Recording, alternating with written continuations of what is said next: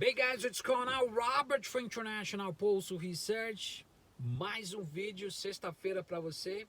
Você que está chegando agora, você que está vindo pela primeira vez. Se quiser se inscrever no canal, é só você apertar aí o botão. Abaixo vai ficar nosso site, o telefone. Quem quiser participar, quem quiser reconstruir, ajudar, a gente está aqui para fazer a nossa ponte e ajudar da melhor forma possível. Legal, então?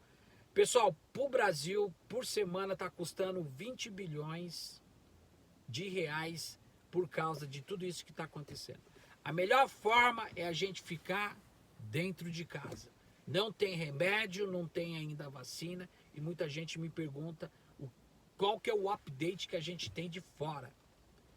É triste, gente. Hoje o Congresso norte-americano, com a House Speaker, que é a Nancy Pelosi, eles estão lá no Congresso, algumas horas daqui, tentando voltar aí o estímulo, um package para poder ajudar literalmente mais de 40 milhões de norte-americanos que perderam o trabalho. Ou seja, a economia daqui vai para o vinagre e a do Brasil vai para o fundo do poço, porque infelizmente o Brasil tem a economia indexada aqui. Se aqui explode lá, desaparece aí no Brasil. Durante anos eu venho tentando mostrar, através do jornalismo investigativo, research, pesquisa, para que a gente possa se conscientizar. Muitas das vezes no nosso canal as pessoas entram aqui e saem do outro lado, é a realidade, gente. As pessoas estão preocupadas em viver, em amar, as pessoas não estão preocupadas em ajudar outras pessoas, as pessoas, cada um pensa no seu umbigo. Essa é a realidade. E a gente vê aí que o diversionismo, a normalização, em todos os aspectos, dentro da internet, só tem mérito para essas pessoas que vivem fazendo baboseira. Por que eu estou falando isso, gente? A gente vai ter um impacto econômico aí gigantesco por conta desse isolamento social. Ou seja, o que é mais fundamental, a vida ou a economia? O país nunca deu resposta. O Brasil, desde a época, vamos colocar aí 3 décadas, depois que esse plano que foi trazido por Fernando Henrique Cardoso no Brasil, que transformou a dívida externa na interna, nós viemos aí capengando por causa de uma dívida onde 15 mil famílias vivem desse rentismo. E o governo fascista, que usa esse autoritarismo furtivo, está aí nadando e tentando desvincular todos os aspectos para poder socorrer primeiro o banco e socorrer as 15 mil famílias. Então tá tudo errado, gente. Sociedade inverteu os valores no Brasil. E 3 pontos fundamentais que eu vou falar aqui é importante. Por que o Brasil está gastando 20 bilhões? Aliás, está perdendo 20 bilhões por semana. Isso é insignificante, porque o governo nunca se preocupou com as famílias. Nós vemos de um teto de um gasto de um informante da CIA, que é Michel Temer, que afundou com o Brasil, roubou pra caramba, que tem um filho de 10 anos aí, que tem mais de 95 milhões de reais, nunca pregou um prego na parede, envolvido na CCJ, Rodanel, Porto de Santos, um monte de escândalo aí. Tá livre, solto e leve com a mocinha que ele casou aí. Essa é a realidade, gente. É ele que taxou o teto do gasto, congelando em todos os aspectos. Essa dívida, pelo qual a gente sempre fala, ela congela. Nós não temos investimento para a saúde, para a educação, para a infraestrutura. Por causa desses repasses. E todas essas reformas que estão sendo feitas no Brasil, você que está do outro lado, você tem que entender isso. Não é para o Brasil avançar, é para drenar. Jair Messias Bolsonaro pagou 800 bilhões, nós temos informação. Ele não auditou, ele não colocou no Diário Oficial da União. Desde dezembro ele está calado. O Paulo Guedes já está preparando mais privatizações. Só na calada da noite já foram aprovadas 40 PECs. O Banco Central assaltando o Estado e acabando com as reservas, propositalmente. Esses 20 bilhões aí, que o Brasil está perdendo por causa disso, isso é balela, nós temos 1 trilhão. O governo não pode pensar numa economia que tem uma ponte para drenar o dinheiro da economia para 15 mil famílias. Todo o país tem sua dívida pública, nós sabemos disso. Que tem investimento, fundo de pensões, enfim. A gente sabe disso. Todas. Mas eles investem nas questões sociais. Eles investem em ciência e tecnologia. Eles investem. O neoliberalismo não funciona em países que usa como o agrobusiness, minério de soja, trigo, e vender isso como ruralista, enfim, esses latifundiários que estão dando risada porque o dólar está alto, não funciona em países como o nosso. Ou seja, os países que usam o agrobusiness, o agronegócio, são os países que existe maior índice de desigualdade.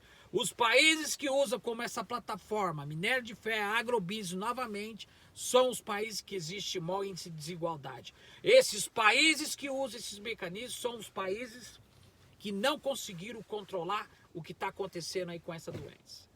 Então, 3 pontos irrelevantes. Impacto imediato nas restrições da produção e o consumo, a gente sabe muito bem disso. Duração do período da recuperação, a gente sabe que vai demorar, é óbvio. O impacto sobre a trajetória do longo prazo da economia. Os 3 estão relacionados. Por que 20 bilhões? Porque os otários colocam os otários na televisão que vão falar a favor do governo. E o povo compra essa ideia. Os otários colocam no Main Street cientistas políticos que vão falar que a economia está bom, que o Brasil precisa para frente. Então vamos lá os números. Antes disso e durante, depois que aconteceu essa doença, para a gente não entrar em detalhe, porque a plataforma bloqueia, os primeiros a pedir socorro e arrego foram os bancos. Banco não, isso foi proposital, porque o autoritarismo furtivo de Jair Bolsonaro, que é a peça fundamental da burguesia para assaltar, saquear tudo que nós não tínhamos, está sendo drenado para o rentismo. Ou seja, os bancos foram socorridos em primeiro, com 1 trilhão e 200 bilhões de reais. Ou seja, você sabe o que está acontecendo?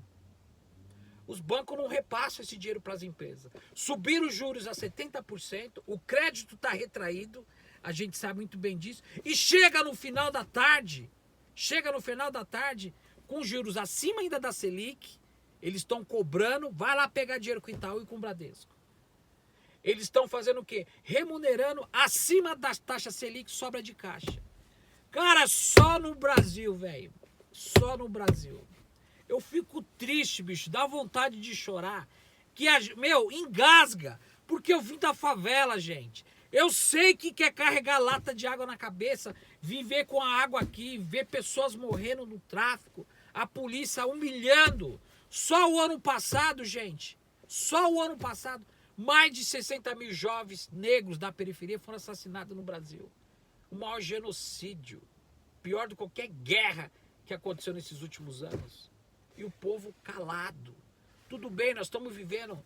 Tem gente com mais medo de morrer do que de sobreviver. Gente, a gente tem que entender que o governo não vai se sensibilizar com essa sensibilização social, porque tudo isso é uma farsa para poder atacar o Estado. Os bancos na cara dura estão roubando, aproveitando da pandemia, da doença, para poder destilar e ainda remunerar sobra de caixa. É uma escala do autoritarismo. E eu gostaria de terminar, gente. Com a frase de um liberalista do século XVII. John Locke, foi em inglês. Olha o que ele fala e isso se encaixa com aquilo que nós estamos vivenciando hoje. Ninguém pode tirar o direito de resistência quando estamos em estado tirano, ou seja, de tirania. Traduzir aqui, está em inglês, mas vou tentar encaixar a palavra. Ninguém pode retirar o direito de resistência quando estamos em estado tirano ou de tirania, numa democracia, numa Constituição que já foi promulgada em 1988, que é uma aberração. Assassinar o tirano é todo o direito de um povo livre. Qualquer ação é vista como direito legítimo de resistência. Gente, nós estamos vivendo, propriamente dito, tudo isso que ele quis dizer ali. Tudo isso que nós estamos vivenciando, acho que se encaixa na analogia de John Locke, esse liberalista do século XVII. São vidas, gente. O importante é esse. O país que tira do pobre para poder drenar para o rentismo. E a gente vê indagações de jornalzinhos que não existe não dá respeito, diga-se de passagem, e não tem pluralidade que passa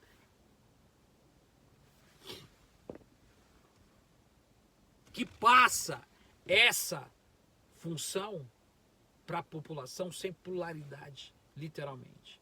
Então o que eu gostaria de deixar aqui para vocês é que vocês realmente se conscientizem, se preocupe principalmente com você.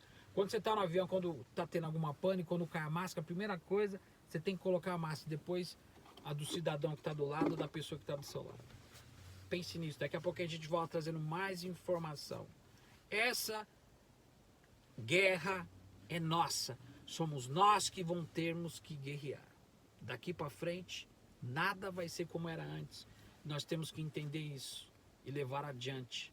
Somente nós vamos reconstruir o Brasil. Um grande abraço, a gente volta daqui a pouquinho. Até mais.